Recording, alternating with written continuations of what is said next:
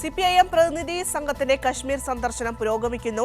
അതിർത്തി മേഖലയായ ഉറിയിൽ പാകിസ്ഥാന്റെ ഷെല്ലാക്രമണത്തിൽ വീടുകൾ നഷ്ടപ്പെട്ട കുടുംബങ്ങളെ CPIM general secretary MA baby ഉൾപ്പെട്ട സംഘം സന്ദർശിച്ചു. കശ്മീരിൽ നിന്ന് ഞങ്ങളുടെ പ്രതിനിധി സ്വാതി സന്തോഷ് ചേരുന്നുണ്ട്. സ്വാതി, ഇവരുടെ സന്ദർശനം അങ്ങനെ പുരോഗമിച്ചുകൊണ്ടിരിക്കുന്നു.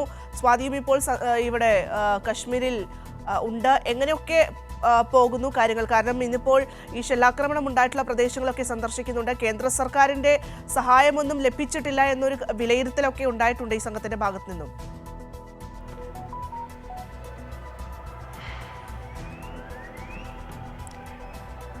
ഭദ്ര, CPIM പ്രതിനിധി സംഘത്തിന്റെ സന്ദർശനം പുരോഗമിക്കുക തന്നെയാണ്. ഏറ്റവും പ്രധാനമായി ഈ ഓപ്പറേഷൻ സിന്ദൂറിന് പിന്നാലെ ഉണ്ടായിട്ടുള്ള പാകിസ്ഥാന്റെ ഷെല്ലാക്രമണങ്ങൾ ഈ അതിർത്തി മേഖലകളിലെ ജനവാസ കേന്ദ്രങ്ങളിൽ നടന്നിട്ടുണ്ടായിരുന്നു. അതിൽ നിരവധി പേർക്ക് പരിക്കേൽക്കുകയും മരണസംഖ്യ അടക്കം ഉണ്ടാകുന്ന സാഹചര്യമുണ്ടായി. എന്തായാലും ഇവിടങ്ങളിലൊക്കെയാണ് ഇന്ന് സംഘം സന്ദർശിച്ചിട്ടുള്ളത്. ഏറ്റവും പ്രധാനമായി ഉറിയിലാണ്.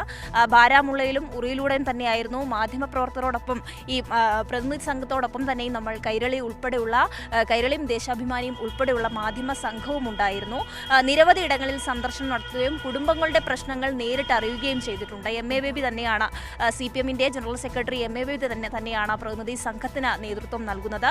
സംഘത്തോടൊപ്പം CPMന്റെ ഏറ്റവും പ്രധാനപ്പെട്ട നേതാക്കൾ, കേന്ദ്ര കമ്മിറ്റി അംഗങ്ങൾ ഒക്കെയാണുള്ളത്. K രാധാകൃഷ്ണൻ MP, അതോടൊപ്പം ഡോക്ടർ ജോൺ ബ്രിട്ടാസ് MP ഇന്ന് വൈകുന്നേരത്തെ തന്നെ പ്രതിനിധി സംഘത്തോടൊപ്പം എത്തിച്ചേർന്നിട്ടുണ്ട്. അദ്ദേഹം മറ്റു ചില കൂടിക്കാഴ്ചകൾ ഉള്ളതിനാൽ ഇന്ന് രാവിലെ സംഘത്തോടൊപ്പം ചേരേണ്ടതായിരുന്നു. എന്നാൽ അത് വൈകിക്കൊണ്ട് ഇന്ന് വൈകിട്ടോടുകൂടി തന്നെ സംഘത്തോടൊപ്പം ചേർന്നിട്ടുണ്ട്. മറ്റ് MPമാർ A റഹീം MP ഉണ്ട്. അതോടൊപ്പം തന്നെ തമിഴ്നാട്ടിൽ നിന്നുള്ള MP സു വെങ്കിടേശൻ ഉണ്ട്. അത്തരത്തിൽ നിരവധിയായിട്ടുള്ള CPMന്റെ നേതാക്കൾ തന്നെയാണ് ഈ സംഘത്തോടൊപ്പം ഉള്ളത്.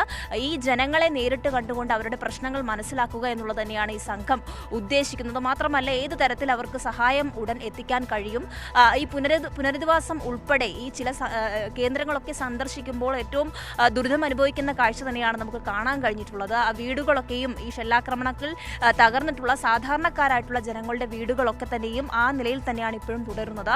കത്തിക്കരിഞ്ഞ ചുവരുകളും അതോടൊപ്പം പാഠപുസ്തകങ്ങൾ, വീട്ടുപകരണങ്ങളൊക്കെയും കത്തിക്കരിഞ്ഞ നിലയിലാണ് വിവിധയിടങ്ങളിൽ കാണുന്നത്. അത് കാണുമ്പോഴുള്ള വിഷമം കൂടി ഈ ഘട്ടത്തിൽ പങ്കുവെക്കുകയാണ്. അത്തരത്തിൽ നിരവധി നാശനഷ്ടങ്ങൾ എല്ലാ വീടുകൾക്ക് നേരെയും ഉണ്ടായിട്ടുണ്ട്. എന്നാൽ അവരെ പുനരധിവസിപ്പിക്കുന്നതിനുള്ള നീക്കങ്ങളൊക്കെ തന്നെയും കേന്ദ്ര സർക്കാരിന്റെ ഭാഗത്തു നിന്നുകൂടി ഉണ്ടാകേണ്ടതായിട്ടുണ്ട്.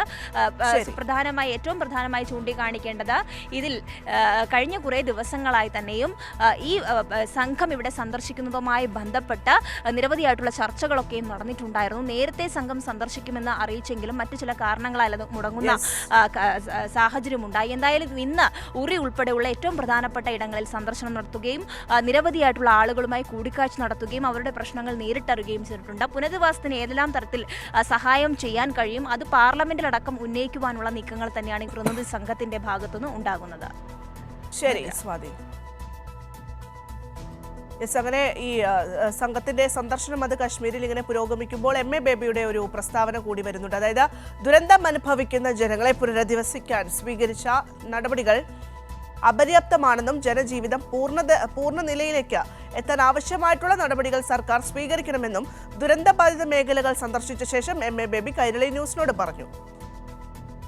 താരിഗാമിക്കൊപ്പം ഒട്ടേറെ സ്ഥലങ്ങൾ ഞങ്ങൾ സഞ്ചരിച്ചു. ഷെല്ലാക്രമണത്തിലും ഡ്രോൺ ആക്രമണത്തിലും സർവ്വതും നശിച്ച ഒട്ടേറെ സ്ഥലങ്ങൾ ഞങ്ങൾ പോയി കണ്ടു. അതുമാത്രമല്ല, ഈ നഷ്ടത്തിന് ഗവൺമെൻറ് ഇപ്പോൾ പ്രഖ്യാപിച്ചിട്ടുള്ളത് 1,30,000 രൂപയാണ്. സത്യം പറഞ്ഞാൽ അത്യന്തം അപഹാസ്യമാണ്. ഇവിടെ നിർമ്മിച്ചിട്ടുള്ള ബങ്കറുകൾ തികച്ചും അപര്യാപ്തമാണ്. ഈ പ്രശ്നങ്ങളെല്ലാം പരിഹരിക്കാൻ ജനപ്രതിനിധികൾ എന്നുള്ള നിലയിൽ ഉത്തരവാദിത്തപ്പെട്ടവരുമായി സംസാരിക്കുന്നു. RSSും സംഘപരിവാറും ഇപ്പോൾ ചെയ്തുകൊണ്ടിരിക്കുന്നത് ഇന്ത്യയിൽ ഇതേ തരത്തിൽ വർഗീയ വിഭജനം ഉണ്ടാക്കാനുള്ള ശ്രമങ്ങളാണ്. ഏത് തരത്തിലുള്ള വർഗീയതയും ഏത് തരത്തിലുള്ള ഭീകരവാദവും രാജ്യത്തിന് ആപത്താണ്. ഈ സന്ദേശം ജമ്മു കാശ്മീരിലെ ഞങ്ങളുടെ ഈ സന്ദർശന സമയത്ത് ഞങ്ങളുടെ മനസ്സിൽ കൂടുതൽ ശക്തമായി വന്നിട്ടുണ്ട്.